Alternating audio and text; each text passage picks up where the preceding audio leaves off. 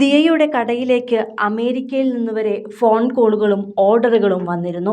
ദിയയുടെ സ്റ്റോറിൽ നിന്നും ഹോൾസെയിലായി വളകളും കമ്മലുകളും മാലകളും എടുത്ത് അത് അമേരിക്കയിൽ റീറ്റെയിൽ വിലയിൽ വിൽക്കുന്നവർ വരെ ഉണ്ടായിരുന്നു. അവർ 50,000-വും 60,000-വും ഒക്കെയാണ് ഒറ്റത്തവണ പേയ്മെന്റുകളായി നൽകിയിരുന്നത്.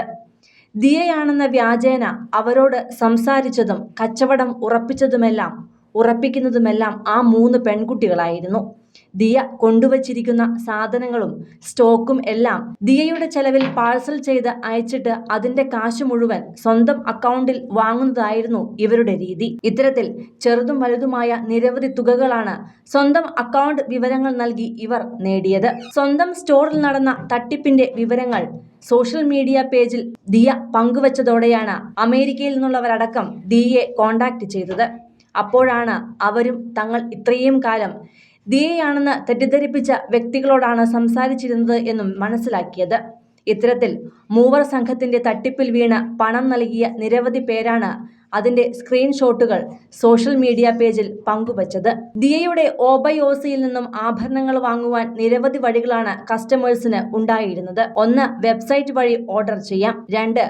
വാട്സപ്പ് നമ്പർ വഴി ബന്ധപ്പെട്ട് ഓർഡർ ചെയ്യാം. 3-മത്തേതാണ് നേരിട്ടെത്തി പർച്ചേസ് ചെയ്യാമെന്നത്. ഇതിൽ വെബ്സൈറ്റ് വഴി ചെയ്യുന്നതിന്റെ പണം മുഴുവൻ ദിയയ്ക്കായിരുന്നു വന്നിരുന്നത്. വാട്സപ്പ് വഴി ചെയ്യുന്നതിന്റെയും ദിയയ്ക്ക് വന്നിരുന്നു.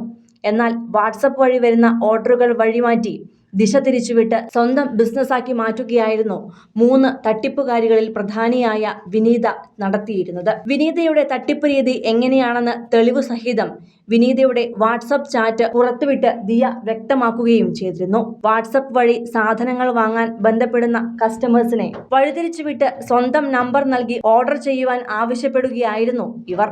ഇതിന്റെ സ്ക്രീൻഷോട്ട് ദിയയ്ക്ക് ലഭിച്ചപ്പോൾ അപ്പോൾ തന്നെ ദിയ അത് സോഷ്യൽ മീഡിയയിൽ പോസ്റ്റ് ചെയ്യുകയും ചെയ്തു. അതിന് ദിയ കുറിച്ച ക്യാപ്ഷൻ ഇങ്ങനെയായിരുന്നു: "എന്റെ ടാക്സ് വെട്ടിപ്പിന്റെ കഥയൊക്കെ അവിടെ നിൽക്കട്ടെ. ഓർഡറുകൾക്കെന്തിനാ വിനീത മാഡം സ്വന്തം പേഴ്സണൽ നമ്പർ കൊടുക്കുന്നത്? വാട്സപ്പിനും ഞാൻ ടാക്സ് അടയ്ക്കണോ?" വിനീത കസ്റ്റമേഴ്സിനെ അവരുടെ പേഴ്സണൽ നമ്പറിലേക്ക് വഴിതിരിച്ചു വിട്ടതിനെപ്പറ്റി എനിക്ക് ലഭിച്ച 1000-കണക്കിന് മെസ്സേജുകളിൽ ഒന്നാണിത്. അതും എൻ്റെ സ്റ്റോക്കും എൻ്റെ പാക്കിംഗ് മെറ്റീരിയലും എൻ്റെ പോക്കറ്റിൽ നിന്നുള്ള ഷിപ്പിംഗ് കോസ്റ്റും കൊണ്ട് എൻ്റെ എയർ കണ്ടീഷൻഡ് ഓഫീസിൽ നിന്നുമാണ് ഈ പാഴ്സലുകളെല്ലാം അയച്ച് ഈ മൂവർ സംഘം പണം തട്ടിയത് എന്നാണ് ദിയ കുറിച്ചത്.